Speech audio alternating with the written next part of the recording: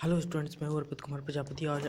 आज हम लोग पढ़ेंगे केमिकल रिएक्शन एंड इक्वेशन का चैप्टर, बिल्कुल रिवीजन सीरीज़ में। ठीक, ये हमारी साइंस के केमिस्ट्री की पहली रिवीजन सीरीज़ है। हम लोग फिजिक्स और बायोलॉजी कंप्लीट कर चुके हैं। अब हम लोग केमिस्ट्री की तरफ बढ़ेंगे। ठीक, और अगर इस चैप्टर को आपको डिटेल में देखना हो तो आप मेरी प्लेलिस्ट पर जाकर चेक करिए, वहाँ पर इसका लिंक मिल जाएगा। ठीक, जो केमिकल रिएक्शन होती है, केमिकल रिएक्शन एंड इक्वेशन पहला चैप्टर है।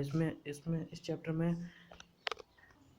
देखिए, जो इस चैप्टर में को स्टार्ट करने से पहले सबसे बेसिक थिंग जान लीजिए कि जो फिजिकल चेंज और केमिकल चेंज क्या होता है। फिजिकल चेंज वो चेंजेस होते हैं जिनको हम दोबारा रिसाइकिल कर सकें। जैसे कि आप अपने पास में एक पन्ना लीजिए और पन्ने को मोड़िए सबसे पहले। ठीक, उसको मोड़ना है, फाड़ना आड़ना कुछ नहीं है। ठीक, तो उसको जब हमने मोड़ा और फिर उसको सीधा कर दीजिए तो ये हो गया फिजिकल चेंज, दोबारा अपनी स्थिति में वापस आ गया।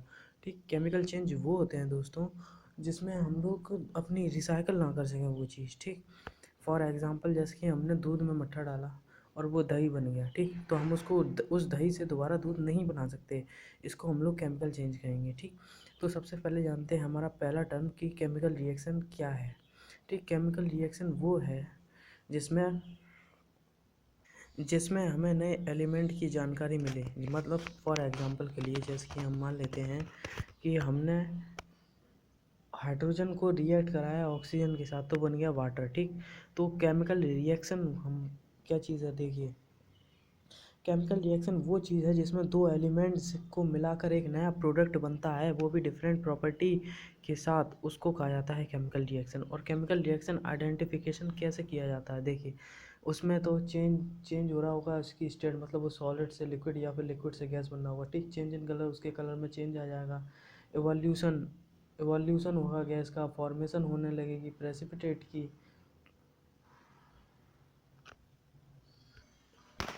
ठीक, एवोल्यूशन होने लगेगा गैस का। ठीक, और अब हमारा सेकंड टर्म आता है कि केमिकल इक्वेशन क्या होता था। Symbolic representation of true chemical change of reaction is called chemical reaction. देखो, जैसे कि मैंने एग्जांपल लिया था कि हाइड्रोजन को जब ऑक्सीजन के साथ रिएक्ट कराएंगे तो बनेगा हमारा वाटर। ठीक, उसी को जब सिंबल में लिखते हैं यानी कि H plus O two equal to H2O, H2 plus O two equal to H2O। ठीक, इसी को कहा जाता है केमिकल रिएक्शन। ये यूज़ किया जाता है केमिकल रिएक्शन को शॉर्टर फॉर्म में लिखने के लिए। ठीक, बहुत सारी रिएक्शन होती हैं, उनको लंबे लंबे लंबे में अक्षरों में लिखेंगे, वर्ड में लिखेंगे एक एक करके तो बहुत लंबा हो जाएगा, इसलिए उसको उसमें ना लिखकर सिंबल्स में लिखा जाता है। ठीक, अब हम लोग देखेंगे balance chemical equation. Balance chemical equation मतलब देखो, H2 plus O two equal to H2O, यानी कि इसमें हाइड्रोजन के दो कार्बन, वो हाइड्रोजन के दो एटम, ऑक्सीजन का एक, लेकिन इसमें जो रिएक्टेंट थे उसमें दो थे। तो जो हमारा law of conservation of mass कहता है कि एनर्जी को ना ही हम क्रिएट कर सकते हैं ना ही हम डिस्ट्रॉय कर सकते हैं, तो भाई आपने वाटर में ऑक्सीजन को टू क्यों नहीं किया, इसलिए बैलेंस करने के लिए बैलेंस केमिकल इक्वेशन का प्रयोग किया जाता है। ठीक, जो केमिकल रिएक्शन होती हैं वो सर्वल टाइप होते हैं। देखो, सबसे पहले हम लोग देखते हैं कौन कौन सी टाइप की होती है। कॉम्बिनेशन रिएक्शन, ठीक, जिसमें दो या दो से ज़्यादा रिएक्टेंट हो, वो कंबाइन होकर प्रोडक्ट बनाते हैं। जो रिएक्टेंट वो होते हैं लेफ्ट हैंड साइड वाले, सब रिएक्टेंट होते हैं, और प्रोडक्ट होते हैं राइट हैंड साइड वाले। ठीक, कॉम्बिनेशन रिएक्शन में दो या दो से ज़्यादा रिएक्टेंट कंबाइन होकर सिंगल प्रोडक्ट बनाते हैं, उसको कॉम्बिनेशन रिएक्शन कहते हैं। एग्जांपल लिखा ही है आपके सामने कि 2H2O plus O2 equal to होता है 2H2O। ठीक, और डिकम्पोजिशन रिएक्शन वो रिएक्शन जिसमें सिंगल प्रोडक्ट, वो सिंगल रिएक्टेंट ब्रेक डाउन हो जाता है टू और मोर प्रोडक्ट में, उसको कहा जाता है डिकम्पोजिशन रिएक्शन। ये उल्टी होती है कॉम्बिनेशन रिएक्शन के। एग्जांपल देख लीजिए, 2NH3 जब रिएक्शन कर गया तो हमारा बन गया N2 प्लस 3H2O। देखो, ये 3 है और ये 2N2O है। देखो, ये हम बताते हैं, ये 3 है और ये 2N2O है। वो इसलिए किया गया है क्योंकि law of conservation of mass की वजह से। ठीक, एनर्जी ना ही क्रिएट की जाती है ना ही डिस्ट्रॉय की जाती है। ठीक, डिस्प्लेसमेंट रिएक्शन दो प्रकार की होती हैं, सिंगल और डबल डिस्प्लेसमेंट रिएक्शन। देखो, जो सिंगल डिस्प्लेसमेंट रिएक्शन होते हैं उसमें कंपाउंड और एलिमेंट को डिस्प्लेस किया जाता है, यानी कि उसमें एलिमेंट को डिस्प्लेसमेंट किया जाता है, डिस्प्लेस किया जाता है, जबकि डबल डिस्प्लेसमेंट में इसमें फॉर्मेशन होता है प्रेसिपिटेट का, और इसमें कंपाउंड को डिस्प्लेस किया जाता है। डबल डिस्प्लेसमेंट का रिएक्शन इंपॉर्टेंट है। इसका एक एग्जांपल देखिए आप लोग, देखो इसका एग्जांपल हो गया वो, देखो HCl प्लस Ba2SO4, ठीक। जब उसको हमने, ये दो कंपाउंड है, ठीक, HCl प्लस BaSO4 ये कंपाउंड है, उसको हमने रिएक्ट कराया तो हमारा बनेगा H2SO4 और BaCl2, ठीक, ये हमारा बनेगा, ठीक, कंपाउंड। और सिमिलरली सिंगल डिस्प्लेसमेंट रिएक्शन का देखिए, HCl प्लस Na तो हमारा बन जाएगा NaCl प्लस H2, ये हमारी सिंगल डिस्प्लेसमेंट रिएक्शन होगी। और डबल डिस्प्लेसमेंट में उस रिएक्शन में बना था वाइट प्रेसिपिटेट। ओके, अब हम लोग देखेंगे एक्सोथर्मिक और एंडोथर्मिक रिएक्शंस क्या होती हैं। तो एक्सोथर्मिक रिएक्शन में जिसमें एनर्जी की एग्जिट हो जाए, मतलब एनर्जी उस रिएक्शन से इवॉल्व हो रही है, उसको कहा जाएगा हमारा एक्सोथर्मिक रिएक्शन। एंडोथर्मिक रिएक्शन जिसमें एनर्जी ऑब्जर्व की जा रही है, उसको एंडोथर्मिक रिएक्शन, ठीक। ऑक्सीडेशन एंड रिडक्शन, देखो the removal of hydrogen and addition of oxygen is called oxidation reaction, यानी कि जिसमें ऑक्सीजन प्लस हो रहा हो, हाइड्रोजन रिमूव हो रहा हो, ठीक, या फिर इनमें से एक हो रहा है, उसको हम खाएंगे ऑक्सीडेशन। और रिडक्शन में इसमें ऑक्सीजन ऑक्सीजन तो बाहर जा रही हो लेकिन हाइड्रोजन ऐड हो रहा है, उसको कहा जाता है रिडक्शन, ठीक। रिडक्शन में क्या होता है, इसमें ऑक्सीडेशन और रिडक्शन दोनों ही होता है, ठीक।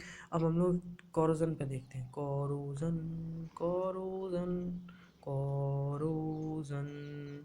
तो कोरोजन, घरों में जो जंग लग जाती है उसको कहा जाता है कोरोजन, ठीक। वैसे ये देखो, ये एक स्लो प्रोसेस होती है जो एयर, हवा, वाटर, मॉइस्चराइज की वजह से हमारे मेटल्स में लग जाती है, ठीक। अब देखो इस जो आयरन की जो रस्टिंग होती है वो मोस्टली कॉमन दी जाती है, ठीक। और chemically rusted hydrate ferrous oxide, और देखो इसका फॉर्मूला आता है Fe2O3 इंटू XH2O, ठीक। देखो कंडीशंस रिस्पॉन्सिबल होती हैं कोरोजन की, ठीक। तो वो कंडीशन हो गई, जो मेटल सरफेस है वो या तो एयर या फिर नमी के कांटेक्ट में आ जाए, या मेटल सरफेस यानी कि कोई भी मेटल ऑक्सीजन के कांटेक्ट में आ जाए तो लगने लगती है। इसके प्रीवेंट देखो गैल्वनाइजेशन की प्रोसेस है, टिन प्लेटिंग है, और पेंटिंग है, ग्रीसिंग है, ऑयलिंग है, ठीक। रेंसिडिटी, अब देखो जो लास्ट टर्म है हमारा रेंसिडिटी एक ऐसी प्रोसेस होती है जिसमें एयर, वाटर एंड ऑक्सीजन की प्रेजेंस में जो हमारा फूड होता है वो प्लीजेंट स्मेल देने लगता है, टेस्ट ख़राब हो जाता है, उसको कहा जाता है रेंसिटी। तभी अपने देखो घर में कहा जाता है कि ज़्यादा देर तक खाना खुला नहीं रखना चाहिए, ठीक। इसके प्रिवेंट्स देखो क्या हो सकते हैं, जो भी नाइट्रोजीनियस नाइट्रोजीनियस गैस में रखना चाहिए, और उसको एयर टाइट कंटेनर में रखना चाहिए, डायरेक्ट फूड के कांटेक्ट में नहीं आना चाहिए, ठीक। उसको हम लोग कहेंगे रेंसिडिटी के प्रिवेंट। अब देख लीजिए इसके इंपॉर्टेंट क्वेश्चंस क्या हो सकते हैं।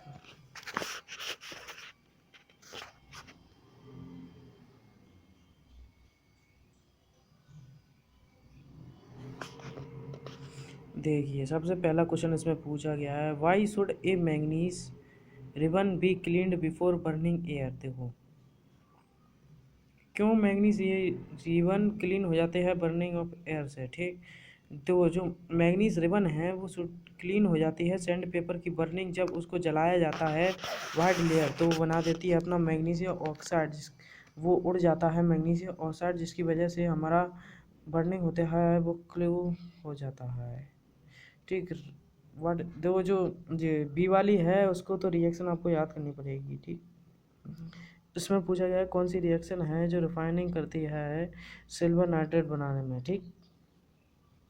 और ये वाला इंपॉर्टेंट क्वेश्चन है, why is respiration considered an exothermic reaction. दो हम लोग रेस्पायरेशन को एक्सोथर्मिक रिएक्शन क्यों करते हैं, एक्सप्लेन। दो भी हम लोग फूड खाते हैं, राइस, पोटैटो, ब्रेड, वो सब कार्बोहाइड्रेट कंटेन करता है, और वो डाइजेशन होता है तो कार्बोहाइड्रेट को कन्वर्ट करता है ग्लूकोज को, और इसी प्रोसेस की वजह से हमारे शरीर में रिएक्शंस होते हैं। ठीक, ये रहे हमारे इंपॉर्टेंट क्वेश्चन। आप लोग स्क्रीनशॉट भी ले सकते हैं, ठीक, और इनको याद भी कर सकते हैं।